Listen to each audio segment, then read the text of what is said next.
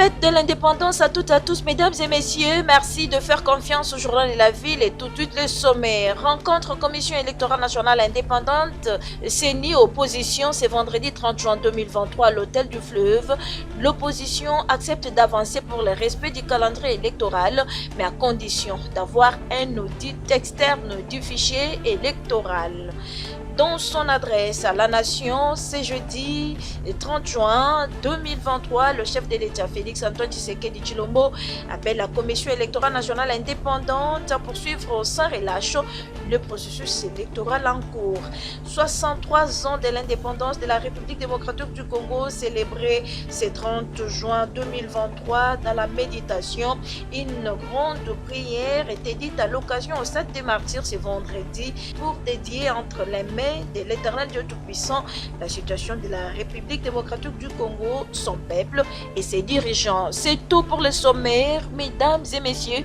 Encore une fois, bienvenue dans ce journal.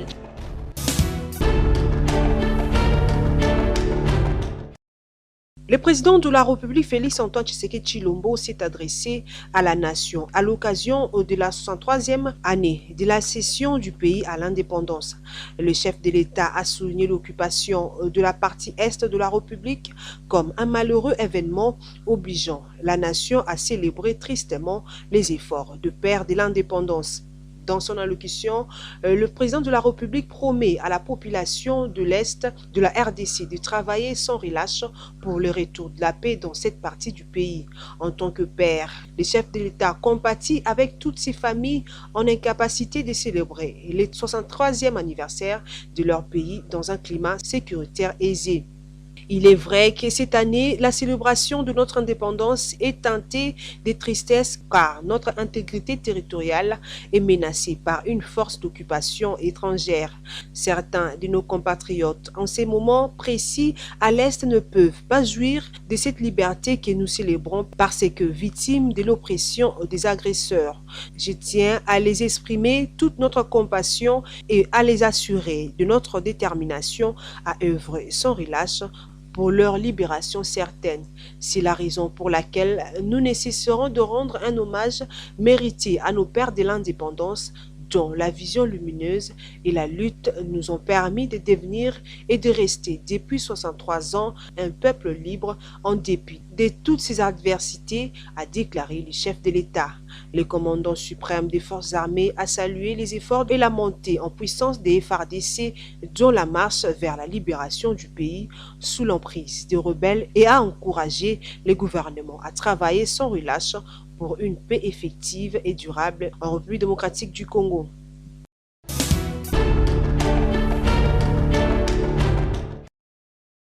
Après une réunion de plus de 4 heures du temps entre le président de la centrale électorale, Denis Kadima, et les leaders de l'opposition, ce vendredi 30 juin à Fleuve Congo Hotel, les 4 têtes d'affiche de l'opposition ont accepté que le processus électoral puisse continuer, mais en même temps que le fichier électoral puisse être audité de nouveau par un cabinet réputé et indépendant. Ces fichiers, nous les contestons. Ces fichiers n'ont pas été audités par un organisme indépendant, qualifié, réputé, avec nos auditeurs à nous, nos observateurs, pour attester que le fichier est réellement fiable. Vous avez vu, nous avons passé plus de 4 heures pour discuter de ces questions. Donc c'était sérieux. Le président de la CENI maintient que ce fichier est fiable d'après lui. Il dit que ce fichier a été audité et que son audit à lui a fait une recommandation qu'il va appliquer, implémenter. C'est quoi cette recommandation? C'est afficher les noms des électeurs tels que recensés. Nous avons dit, nous sommes d'accord que vous affichez les noms des électeurs, mais ce n'est pas suffisant.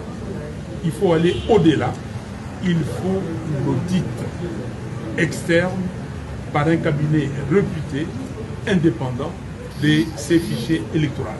À la question de la presse, si l'audit ne va pas déranger la date du scrutin prévue le 20 décembre prochain, Martin Fayulu a rassuré à la presse qu'il n'y aura pas perturbation du calendrier électoral vu que le processus électoral va continuer normalement et en même temps, il y aura audit du fichier électoral par un cabinet réputé et indépendant.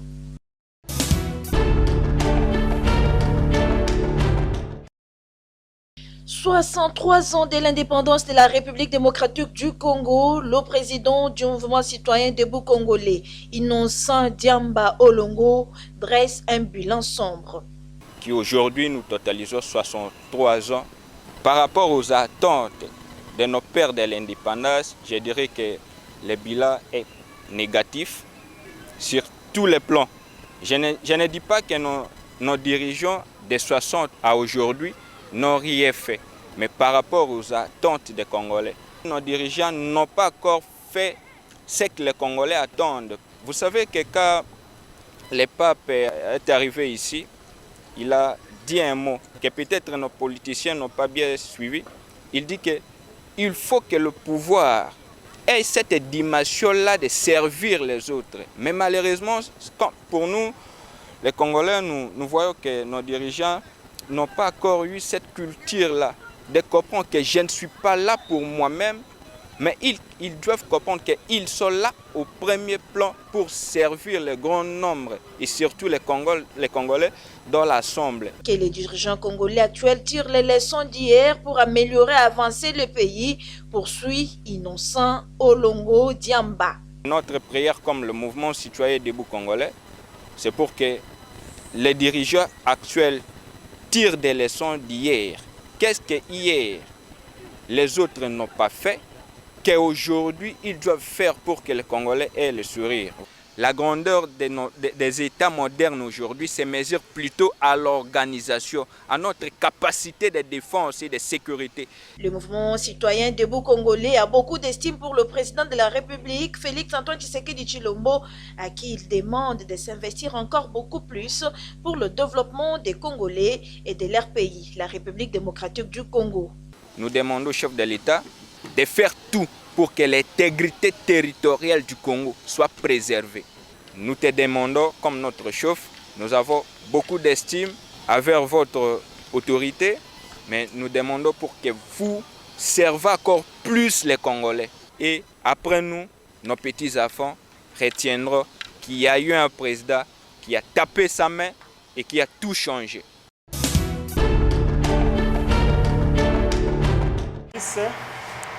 L'arrêté ministériel du vice-premier ministre, ministre des Affaires étrangères, numéro 130/007/JN/2023 du 5 juin 2023, instituant la cellule d'accréditation des observateurs électoraux internationaux, ôte la Commission électorale nationale indépendante, CENI, ses attributions d'accréditer les observateurs, constate les réseaux d'éducation civique au Congo, RECIC.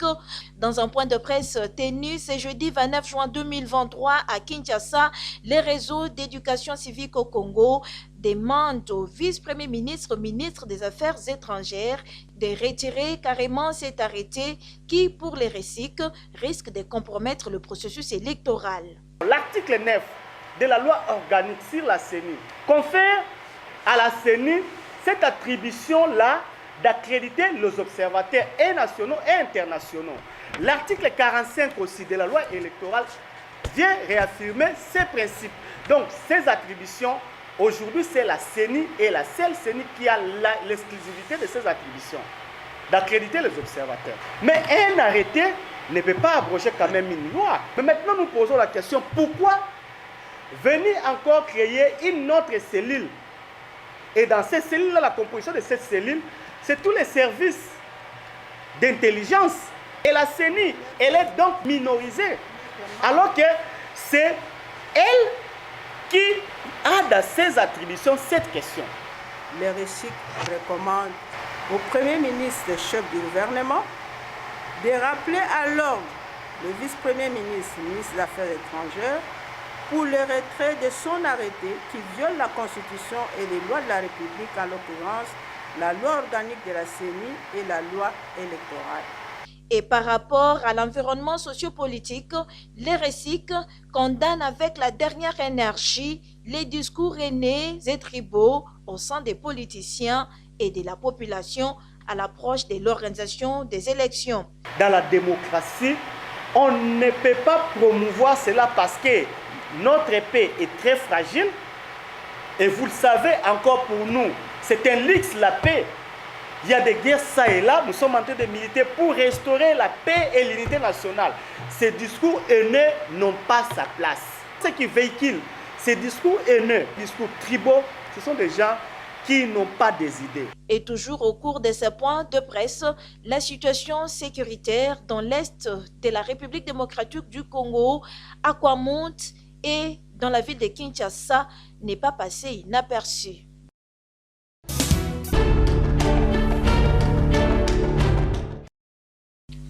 C'est sous les hauts patronages de son Excellence, Monsieur le Président de la République, Félix-Antoine Tshisekedi Tshilombo, que l'équipe mécénat chirurgie cardiaque, spécialisée à la pathologie cardiaque et congénitale, séjourne dans la capitale congolaise pour une mission de consultation, d'évaluation et de diagnostic des enfants victimes de malformations du cœur.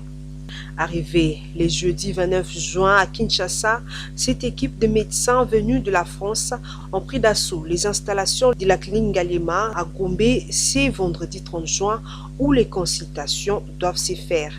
Ils ont de prime abord visité les installations du centre de chirurgie pédiatrique de la clinique Galema sous la conduite du médecin directeur de cette institution sanitaire, les docteurs Kongo Mingarougier et du docteur Chioni. Il était question pour cette visite de contrôler avec sérénité les appareils qui pourraient servir pour l'opération des enfants souffrant de la maladie du cœur. Après visite, Mécénat Chirurgie Cardiaque a installé ces équipements, c'est avant de procéder aux consultations de malades. Nous pouvons ici voir, comme nous témoignent sur ces images, plusieurs enfants souffrant de cette pathologie cardiaque et congénitale, accompagnés de leurs familles venues de part et d'autre, envahir les installations de la clinique Ngalema pour se faire consulter et se faire traiter après les diagnostics. Vous savez que la chirurgie cardiaque dans notre pays, c'est un problème sérieux. Parce que si vous voyez le fardeau que portent les parents qui ont des enfants qui souffrent de malformations congénitales cardiaques, il est lourd. C'est un grand jour pour nous que cette activité se passe en plus dans notre institution et nous sommes contents de pouvoir accompagner cette équipe jusqu'à la fin de leur mission. Le docteur Kongo a en outre remercié le chef de l'État pour son soutien avant d'appeler les parents d'amener leurs enfants, d'autant plus que les consultations se font gratuitement. C'est sous le haut patronage de son Excellence, Monsieur le Président de la République, chef de l'État, que cette mission est portée à la clinique Galema avec le soutien de son Excellence, Monsieur le Ministre de la Santé, Roger Kamba. Les parents peuvent apporter leurs enfants, d'autant plus que les consultations qui vont se passer ici sont des consultations gratuites. C'est-à-dire les parents ne vont pas payer les frais liés à ces consultations. Débuté le 27 juin, ces consultations vont se poursuivre jusqu'au 5 juillet.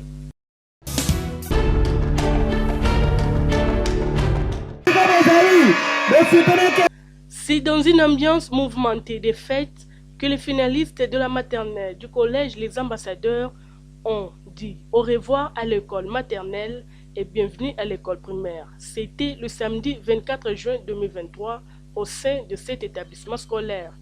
Une cérémonie haute en couleur durant laquelle le promoteur Ben Bakatouka, accompagné de son épouse, ainsi que son hôte de marque, l'honorable Jean Ngoyi, ont fait une entrée triomphale suivie des acclamations. Les conseillers communaux, les petits conseillers communaux, les conseillers Ben Bakatouka sont entrés. Ils viennent visiter l'école des ambassadeurs. Ils viennent visiter cette fête inhumée. L'honorable Jean Ngoyi qui est accueilli par l'école de l'État. Juste après est venu le moment de la prière, question de rendre grâce pour sa miséricorde, sa protection et son accompagnement durant toute l'année scolaire 2022-2023. Les élèves ont, en présence de leurs parents, récité des poèmes des chants et au moyen de l'écriture, ils ont fait la démonstration palpable des matières apprises durant les 5 années à l'école maternelle.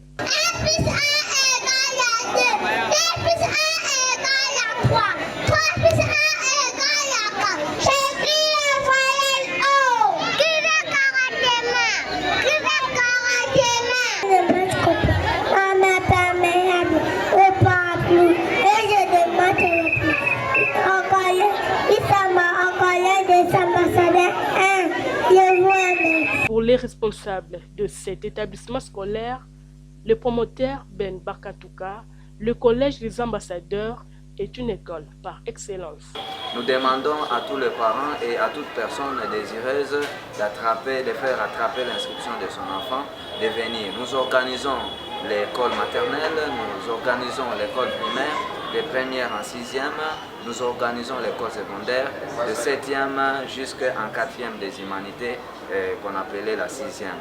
Et nous avons toutes les options, donc nous faisons appel à toute personne, à tout élève qui veut venir étudier chez nous au Collège des ambassadeurs, de venir parce que nous sommes là pour les former, pour donner ce qu'il faut à nos enfants pour qu'ils soient utiles, pour qu'ils soient des hommes qui conviennent pour notre société. Être des futurs ambassadeurs de la RDC, c'est s'inscrire et étudier au Collège des ambassadeurs situé dans la commune de Massina.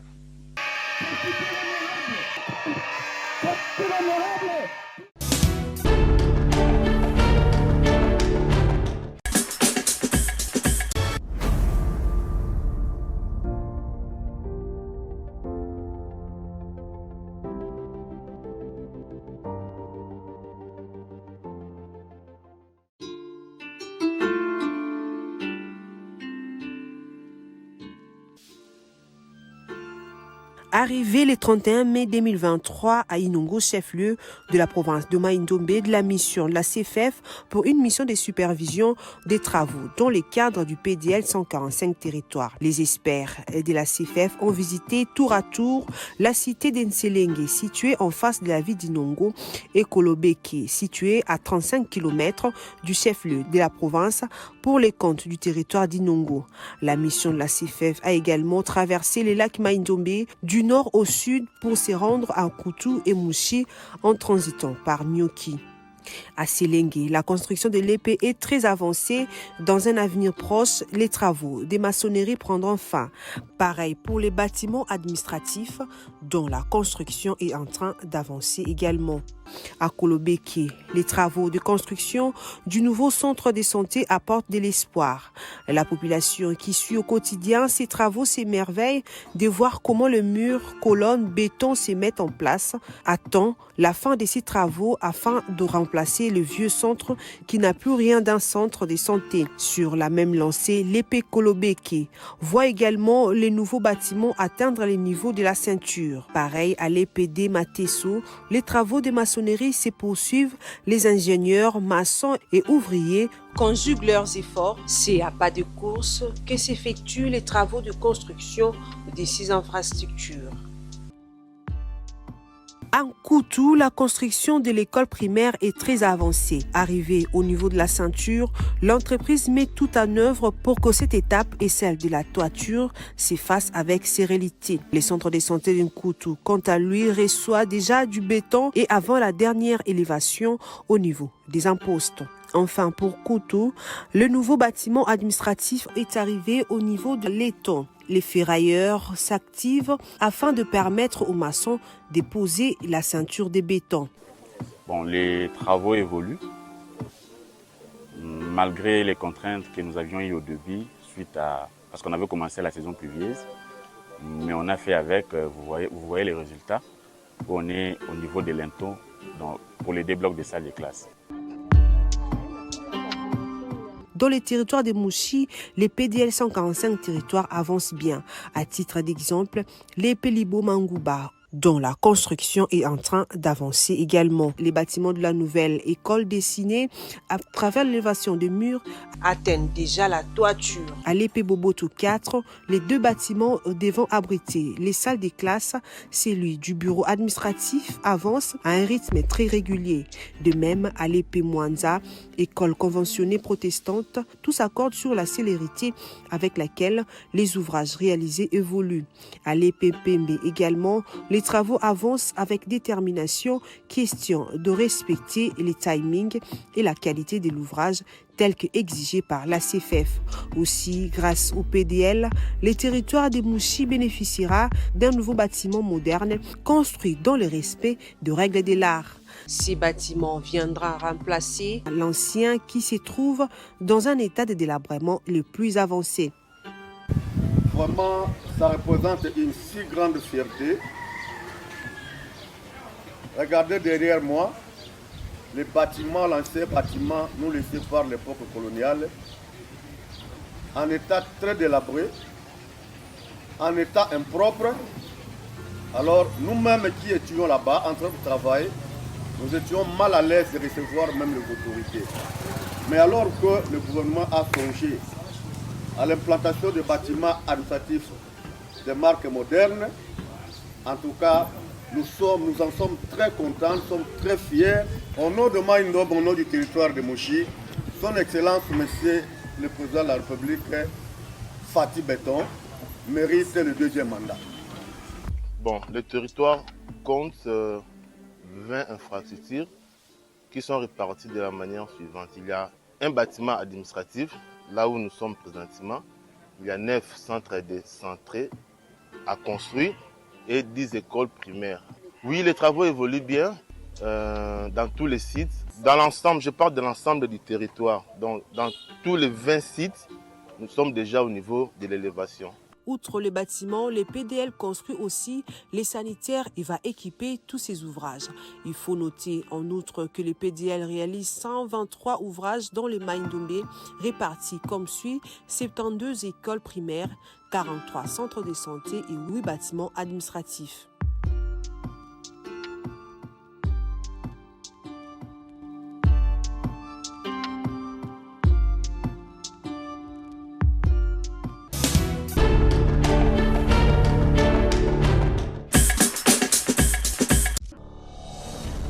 Nous sommes arrivés à la fin de ce journal de la ville, mesdames et messieurs.